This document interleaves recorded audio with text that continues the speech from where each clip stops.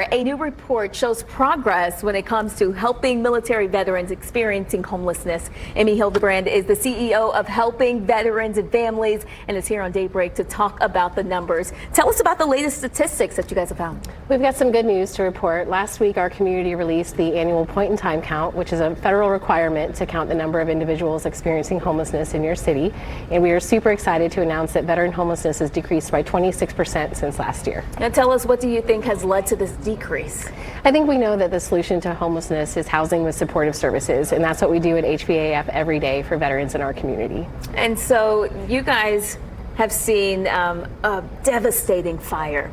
And talk about the effect that had on the organization. So on October 26th last fall, our largest transitional housing property, Manchester Apartments, was nearly destroyed in a catastrophic fire. So we began, I feel like, the very next day thinking about what the future holds. And a couple of weeks ago, we celebrated an open house reopening our building.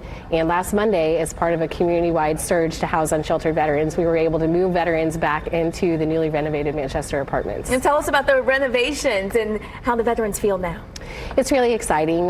We are definitely making some lemonade out of the lemons that we were given in October. So when the building is fully complete about a year from now, we'll actually have 14 more units of housing and we'll double our pantry space. So we'll be better positioned to serve veterans in our community, and we're looking forward to that. And talk to us about some of the programs and initiatives that you've been able to implement that has helped the veterans here. I mentioned that last Monday, HVAF was proud to join with our community and the Department of Veterans Affairs to host a surge to house veterans who are living unsheltered in Indianapolis.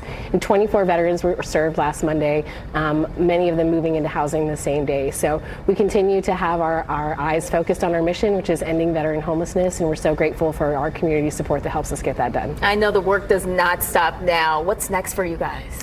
We need to keep moving forward. You know, 26% is a big reduction, but the reality is that there are still veterans facing homelessness here in our community. Veterans are more likely to be homeless than non-veterans, especially women veterans, who are 2 to 3 times more likely to be homeless than any other adult in the U.S. So we have a lot of work to do still. Tell us what the community can do to help out. They can continue to support the work that we're doing at HVAF. So obviously financial donations are always appreciated. That can happen at hvaf.org. But we're also always looking for volunteers to work in our food pantry and help keep our properties up as well. Well, we appreciate the information, and we just really love the work that you are doing. We will be sure to get more information on our website, wishtv.com. What is it that you would like to say to our viewers?